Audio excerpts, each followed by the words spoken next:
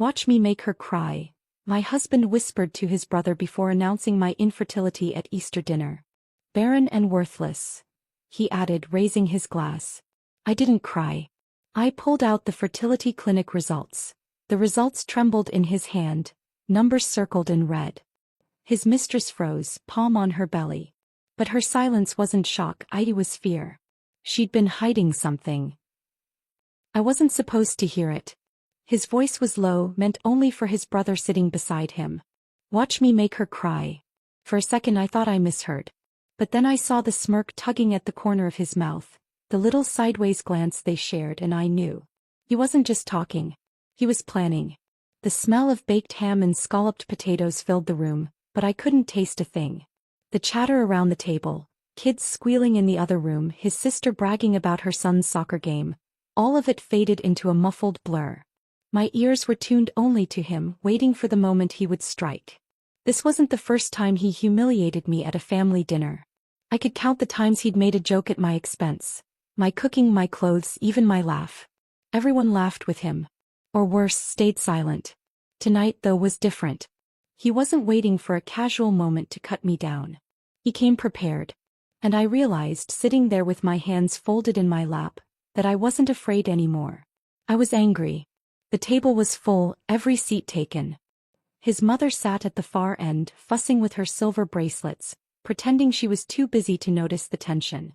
She always pretended. His sister, across from me, dabbed at her lipstick with a napkin, her eyes darting between us like she was already waiting for the show. His brother leaned close to him, grinning, ready for the punchline he knew was coming. It made me sick the way they gathered around him like an audience. They thought cruelty was charm. They thought silence meant approval. And for years I had let them believe it. I picked up my fork, slicing through a piece of ham, though I couldn't bring myself to lift it to my mouth. The knife scraped against the plate, sharp and deliberate, but my hand stayed steady. I wouldn't give him the satisfaction of trembling. Not tonight. He was talking loudly now, his voice filling the room. I could feel him working the crowd, building up to whatever cruelty he had rehearsed. He thrived on these moments. Little performances where he could play the witty husband and I was cast as the dull, pathetic wife. I watched his shoulders straighten, his chest puff out as if the dining room were his stage and he was the star. "Doesn't she look nice tonight?" he said suddenly, loud enough for the whole table to hear. His tone was playful, but I knew what was coming. It's amazing what a new dress can do. Almost makes you forget what's underneath. The laugh that followed wasn't just his. A few chuckles rippled around the table. My sister-in-law smirked into her wine glass. His brother leaned back in his chair, shaking his head like he couldn't believe how funny he was.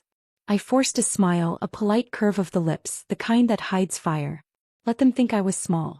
Let them think I was shrinking. I wasn't. He wasn't done. He never stopped at one. He leaned forward, catching his mother's eye. She tried to help with the ham once, remember? Dry as cardboard. Nearly broke a tooth. More laughter. A little louder this time.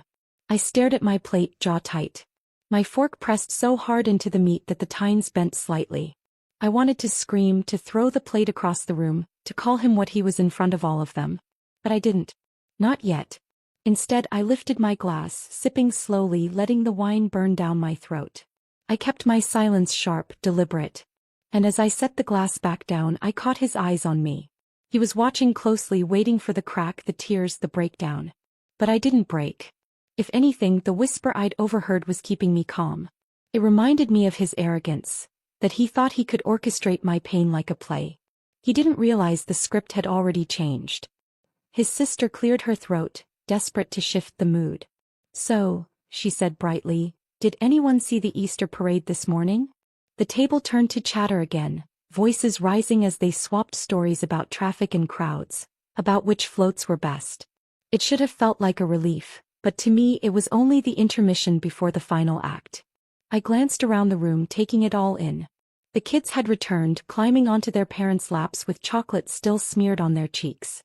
My father-in-law, quiet as always, focused on cutting his food into tiny, perfect pieces. The clinking of silverware, the shifting of chairs, the faint sound of a game show playing in the background, all of it wrapped around me, ordinary and almost pleasant. But under the surface the storm was building. As I knew him. He wouldn't settle for little japs tonight. He'd promised his brother a spectacle. And he was about to deliver it. I adjusted my napkin on my lap, folding the edges carefully, slowly. My hands were steady though my pulse raced. I thought about the envelope in my purse, resting just a few feet away on the sideboard where I had set it down earlier. Its presence gave me strength. Its weight reminded me that I wasn't the one about to be destroyed tonight. He cleared his throat again, louder this time. The chatter died down almost instantly. He rose from his chair, glass of wine raised high, and smiled at the room. Here it was. The silence stretched, waiting. His eyes scanned the faces around the table, pausing just long enough on mine to make sure I knew. This was the moment. His lips curled, smug and certain. "To family," he said, his voice strong and clear. Pause. Then the twist of his mouth into something sharper. "And to my wife." He let the silence linger, drawing out the suspense. "Who, despite her many efforts, has given me no children. Barren. And worthless." The words landed like a slap. The room froze. Forks stopped midair. Glasses hovered half-raised. For a heartbeat no one breathed. Then came the laughter. Not all at once, not the full-bodied joy he expected. But enough. His brother chuckled, shaking his head. His sister let out a nervous laugh, covering her mouth. His mother's lips twitched, caught between disapproval and indulgence. Me. I sat perfectly still. Inside, my anger burned steady and hot, but on the outside I was stone. No tears. No collapse. No surrender.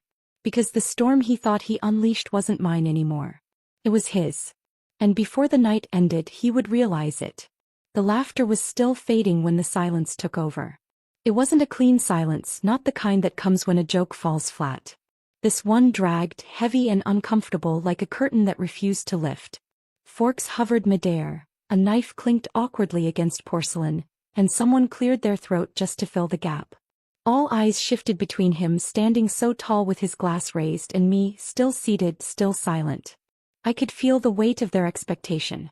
They were waiting for the tears. Waiting for the collapse. Waiting for the scene he had promised. But instead I reached for my purse. The leather strap was cool beneath my fingers, and the simple act of pulling it closer drew a few curious glances. I didn't rush. I placed it on my lap, unfastened the clasp, and slid out the white envelope. Plain. Unremarkable. Yet in that moment it felt like the loudest thing in the room. I laid it on the table in front of me. The gesture alone was enough to change the air. Conversations died instantly. The children in the next room seemed muted, their laughter swallowed by the charged stillness at our table. He narrowed his eyes. "What's this?" I didn't answer. Instead, I pushed the envelope forward, slow and steady, letting it travel across the polished wood until it stopped in front of his plate. The room held its breath. He chuckled, low and uneasy, as though he could laugh his way out of whatever this was. "Another one of your little notes?" he said. His brother snorted beside him, already leaning forward to see. I kept my gaze fixed on him, my face calm. My silence was deliberate, sharp. It wasn't submission anymore. It was challenge. His smirk wavered as he picked up the envelope. He tore the seal too quickly, the flap ripping jagged. A single sheet slid out, and for the first time that evening his hands weren't steady. I watched his eyes move across the page. The arrogance drained from his face in real time. The confident smirk collapsed into confusion, then disbelief, and finally into something pale and hollow. His fingers trembled so violently the paper rattled. "What is this?" His voice cracked, too soft for a man who had always been so loud. The silence around us broke into gasps. A cousin leaned forward, squinting to see. His sister covered her mouth with her hand. His mother frowned, her bracelets jingling as her hand twitched nervously against the table. His brother reached for the paper, but he pulled it back instinctively as if shielding it. His knuckles whitened. I spoke for the first time since his toast, my voice even, steady, cutting through the whispers. "Read it." He shook his head. "No." But the damage was already done. His refusal only confirmed the truth. And in that moment, it wasn't me sitting under the microscope. It was him. Finally, the paper slipped from his trembling hands and landed face up on the table. The words were plain, clinical, undeniable. 0 sperm count. The numbers circled in red. Final. Absolute.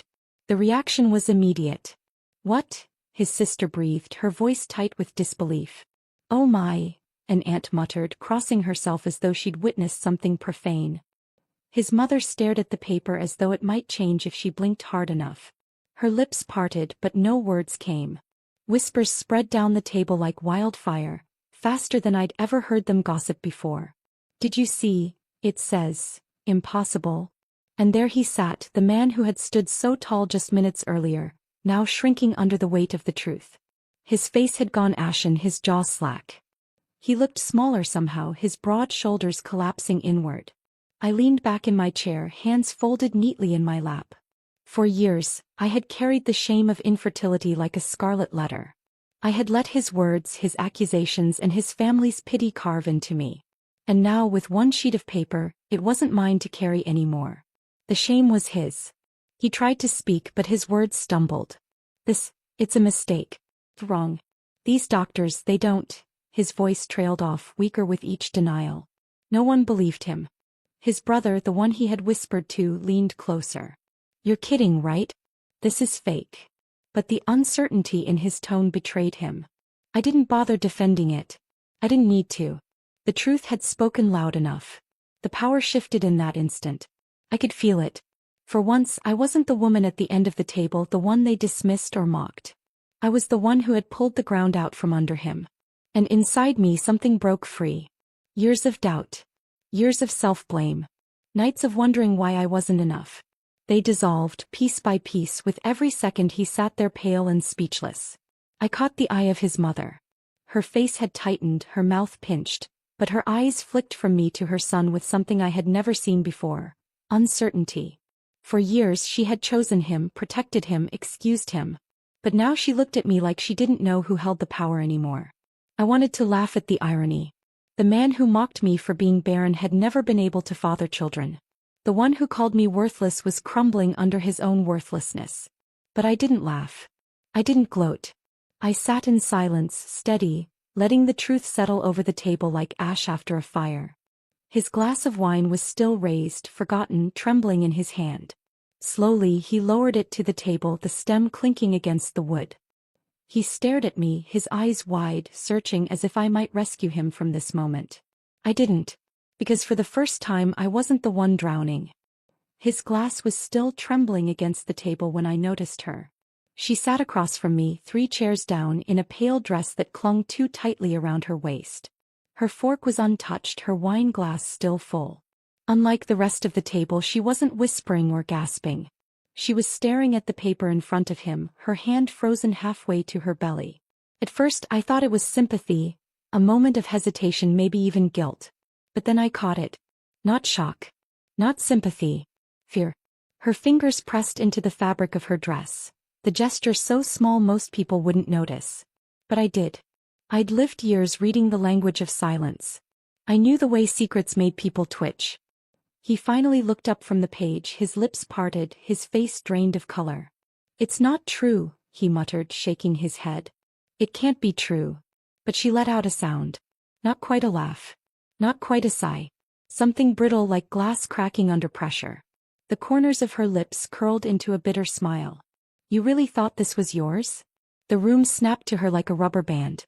Conversations stopped. Forks clattered. Even the children, sensing the shift, went quiet in the next room. He blinked at her, confusion breaking into anger. "What are you talking about?" Her voice trembled at first, but it carried sharpness with each word. "I've known for months. You can't father children. You never could. That paper isn't wrong." Gasps circled the table like a wave.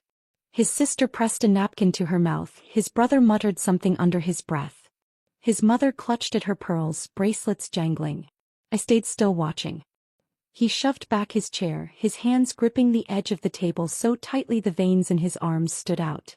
"You lying witch." But she cut him off, her voice rising above his.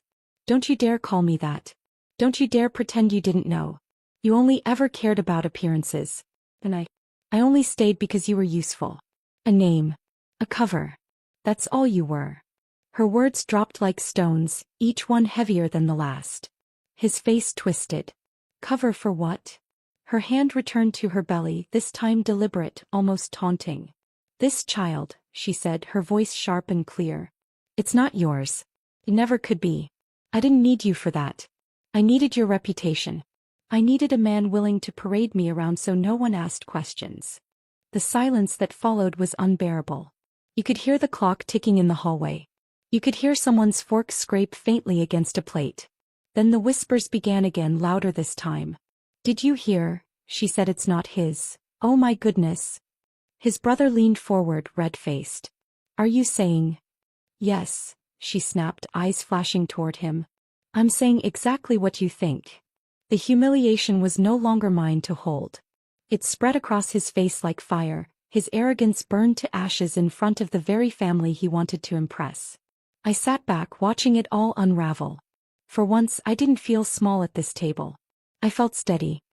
He lunged for her wrist, but she pulled back sharply, nearly knocking over her chair.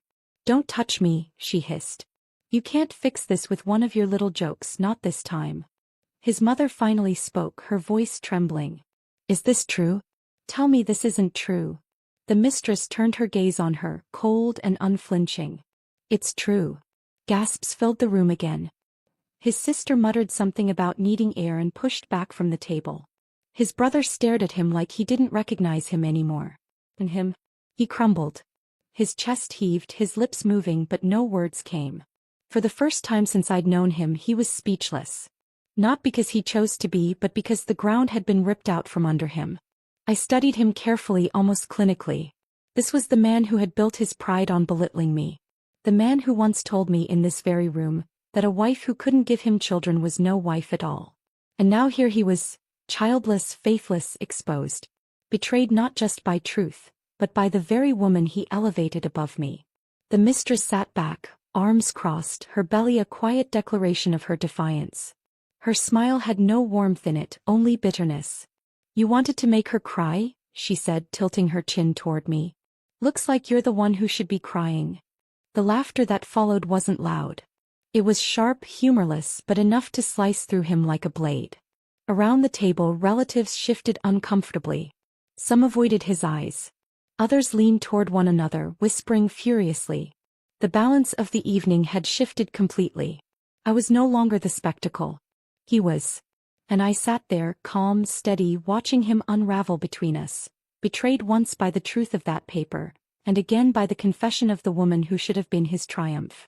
The man who wanted to stage my downfall had become the evening's greatest fool.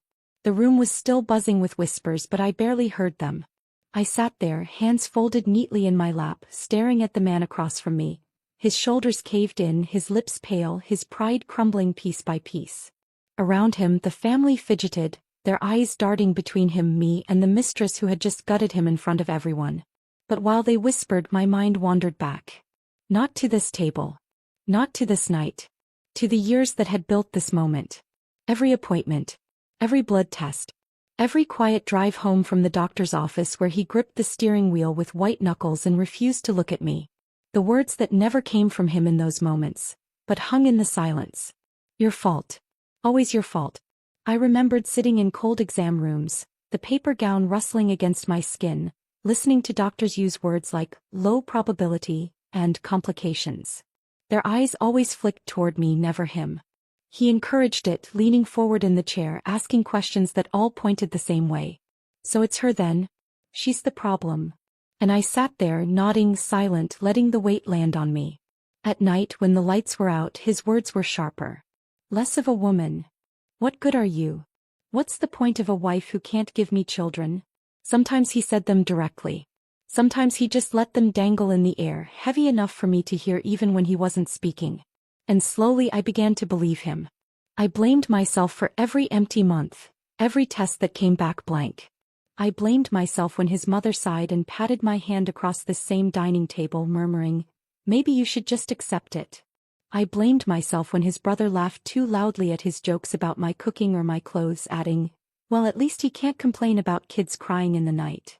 It was never just him. It was all of them. His family fed his cruelty. They wrapped it in smirks, in half-whispered comments, in the way their laughter always came at my expense. Me. I swallowed it. Every barb. Every sigh. Every mocking glance. I swallowed it until it became part of me, until I walked into every room already braced for the blow. I remembered one night in particular. I had spent the day at yet another doctor's appointment, poked and prodded, told once again that, sometimes these things just don't work out. I came home exhausted, carrying a folder of results I didn't even want to read. He was waiting in the kitchen, a beer in his hand, his eyes cold. "Well?" he asked. I shook my head. That was all it took. He laughed. Not a full laugh. A sharp, bitter one. "Useless," he muttered, brushing past me. I stood there for a long time, staring at the floor tiles, feeling smaller than I'd ever felt in my life. That word stuck to me like tar. Useless. Even now, sitting at this table, I could still feel it pressed against my skin. But tonight, with the truth spread out in black and white, I realized something I had never let myself see before. All those years, the shame, the silence, the guilt, they weren't mine to carry. They never were. The real weight belonged to him. I looked around the table at the faces that had once made me shrink. His mother, eyes darting nervously as though unsure who to defend now. His brother, staring at his plate, his earlier smirk gone. His sister, wringing her napkin, caught somewhere between pity and disgust. And I thought, where were they when I needed them? Where were they when his words cut me down year after year? They had watched. They had laughed. They had joined in. But now their silence told me everything. The story had flipped, and suddenly they didn't know how to hold it. I sat taller in my chair, feeling a strength in my spine I hadn't felt in years. The truth was painful, yes. But it was also freeing. I wasn't broken. I wasn't barren. I wasn't less. I had been living under lies he built brick by brick to protect his own pride. And I had carried those lies like chains. But tonight the chains broke. He was unraveling in front of them all, and for once I didn't feel sorry. I didn't feel guilty. I felt something else entirely, release. The mistress shifted in her chair, her hand still resting on her stomach, her lips pressed into a thin line. She wasn't looking at him anymore. She wasn't even looking at me. She was staring down at the table, as though realizing the part she had played in building this twisted play. I didn't need to say anything more. My silence carried more weight than any words ever could. And inside, I whispered to myself the truth I had waited so long to believe. I wasn't the failure here. I never was. The failure sat across from me, pale and trembling, stripped bare by the very truths he had tried so hard to bury. And in that moment I felt free. He sat slumped in his chair, his face as pale as the tablecloth beneath his hands. The mistress leaned back, one hand on her belly, a faint curl of satisfaction tugging at her lips as though she had just won some twisted prize. Around us, the family didn't know where to look. Eyes darted everywhere but toward him, as if his humiliation was contagious. For years I had been the shadow at this table. The one they ridiculed, the one they pitied. But now, every gaze slid past him and landed on me. It was as if they were seeing me for the first time, not as his wife, not as their scapegoat, but as someone who held the truth and didn't flinch when it cut. I leaned forward just slightly, just enough for my voice to reach him without having to rise. My words came steady, smooth, each one deliberate. "I may not carry life," I said, my eyes locked on his, "but at least I don't build mine on lies." The words didn't need volume. They carried their own weight, settling over the table like a stone dropped into still water. Ripples spread across every face. His sister gasped softly, his mother's hand tightened on her napkin, his brother cleared his throat but said nothing. And him? He didn't move. He didn't speak. He only stared at me wide-eyed, as though he no longer recognized the woman across from him. The silence that followed was deafening. No one laughed this time. No nervous chuckles, no mocking smirks. Just silence. The kind that exposes everyone's true thoughts. Their eyes avoided his, skittering past his hollow expression, but they didn't avoid mine. They met me directly, uncertain, wary, but full of something else too. Respect. For once, I wasn't the weak one at this table. I smoothed my dress, pressing the fabric down over my knees. My chair scraped softly against the hardwood as I pushed back, the sound impossibly loud in the quiet room. All eyes followed me as I stood, my movements slow and precise. I wasn't rushing. I wasn't fleeing. This wasn't the walk of someone defeated. This was the walk of someone free. I slid my napkin onto the table, folding it neatly before placing it beside my plate. I adjusted my shoulders, straightened my spine, and felt something settle in me, the dignity I thought I had lost years ago. His mother half rose from her chair, her bracelets clinking nervously. "Where are you going?" she asked, her voice tight. I met her eyes. "Home." Her lips parted, but no words came. She sank back into her seat, stunned into silence. I turned to leave, but before I stepped away from the table, I paused. I looked once more at the man who had spent years breaking me down, the man who thought humiliation was power. He was hunched, shaking, his once proud face crumpled into something unrecognizable. And I thought, this is what he wanted for me. This is what he planned when he whispered to his brother, "Watch me make her cry." But it wasn't me crying tonight. It was him drowning in the ruins he built with his own hands. I let out a soft breath, not quite a sigh, not quite a laugh. Something in between. Then I turned, my heels clicking against the floor as I walked across the dining room. Each step felt like shedding a weight I'd carried for too long. Behind me the murmurs started again. Quiet, frantic whispers. A chair scraped. A fork clattered to the floor. But I didn't turn back. At the doorway I reached for my purse, the same purse that had carried the envelope, the same purse that had carried the truth. Its weight felt different now, not heavy, not burdensome. Liberating. As I slung it over my shoulder, I caught a glimpse of the mistress. She was watching me, her eyes narrowed, her hand protectively cupped over her stomach. For a moment I wondered if she felt victorious, or if she realized that in exposing him, she had chained herself to the same disgrace. But I didn't linger on her. She wasn't my concern. I stepped into the hallway, the sound of the grandfather clock marking each second as I passed. The house felt different now, as though it no longer belonged to me, or him. Just walls echoing with a truth too heavy to contain. At the door I paused. My hand rested on the knob and I let myself feel the moment fully. For years I had fantasized about revenge. Screaming, breaking dishes, hurling every cruel word back at him. But standing there I realized I didn't need any of it. The truth had done the work for me. Revenge didn't have to be loud. It didn't have to be chaos. Sometimes it was quieter, sharper. A silence that spoke louder than any scream. I opened the door, the night air rushing in, cool and fresh against my face. I stepped outside, the sounds of the dinner fading behind me, swallowed by the click of the door shutting firmly at my back. For the first time in years I walked away without feeling small. And I understood, real revenge wasn't about destroying him with fire. It was about leaving him to choke on the ashes of his own lies, while I walked out with dignity intact.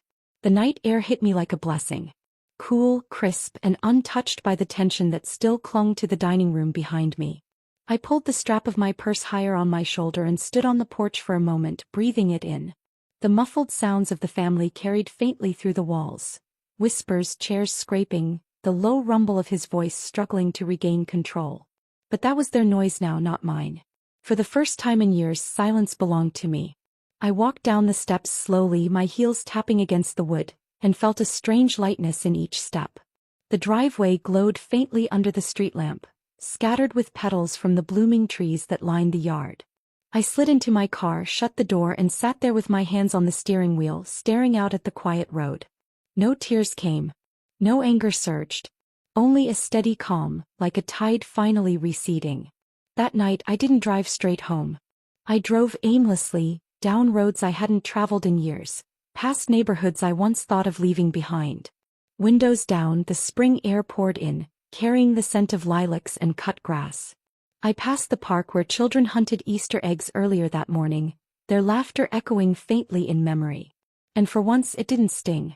The shame was no longer mine to carry.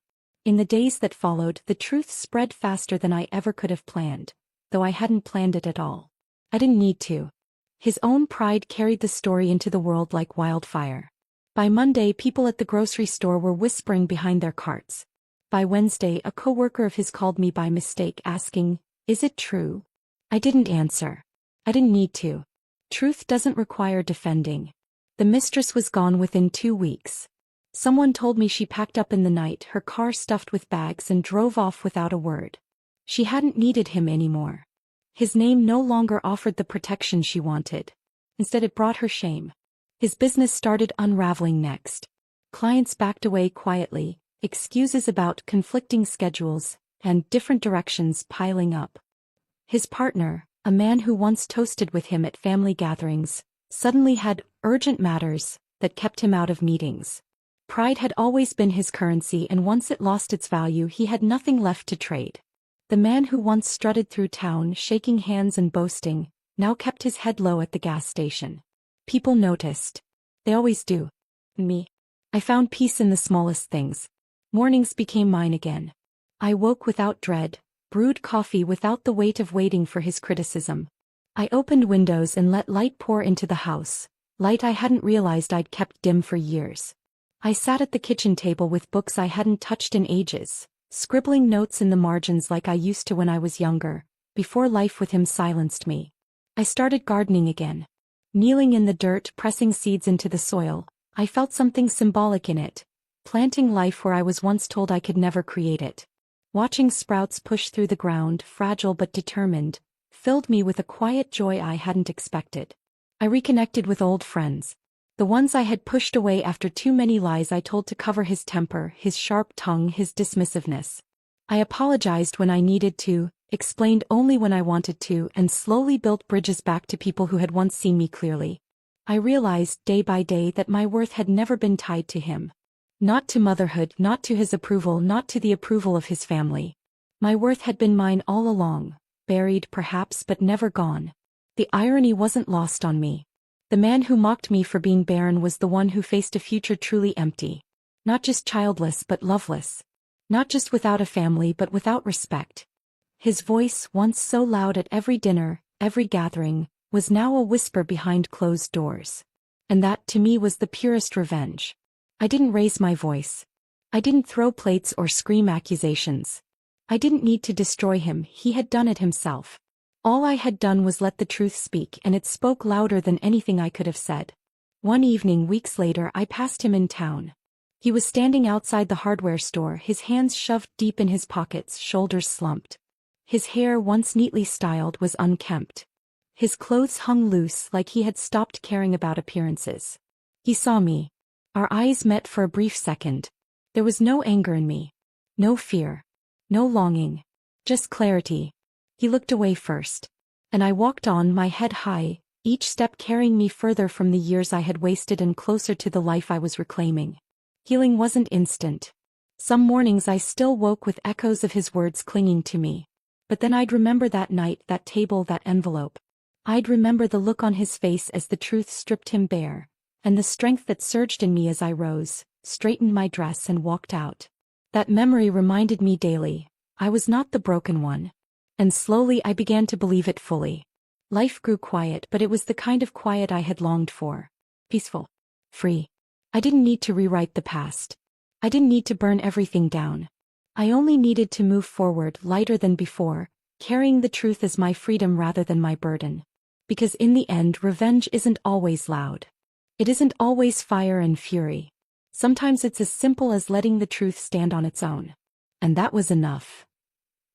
For me, the most powerful moment was when I finally stood and walked away, not in tears but with dignity. That's when I knew the truth had set me free. Which part of my story spoke to you most? Tell me in the comments. Please like, subscribe, and ring the bell for more.